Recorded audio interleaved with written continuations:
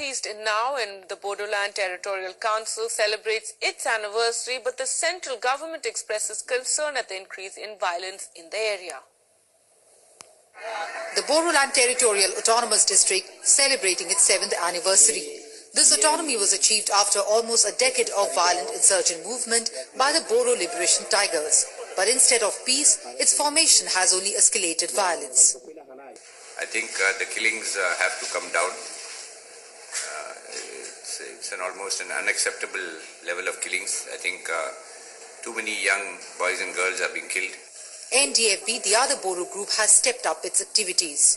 In the last 1 year, more than 50 people have been abducted in these areas. Fratricidal killings are reported almost every day.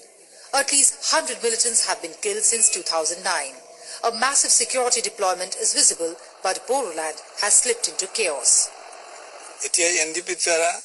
আপনার মানে দেখা গল যে বিভিন্ন ঠাইত বিভিন্ন ধরনের এক্সটরশনৰ কামটো তেওঁলোকে কৰি আছে ভয় প্ৰদৰ্শন কৰি আছে Bodoland's experience is a clear example that autonomy doesn't guarantee peace or even development. Pitching one group against the other didn't work. Appeasing one group hasn't helped isolating the other. Maybe it's time to pay more attention to the security concerns of the common person rather than allow armed groups to dictate terms. In Guwahati, Gayatri for NDTV. Tuba.com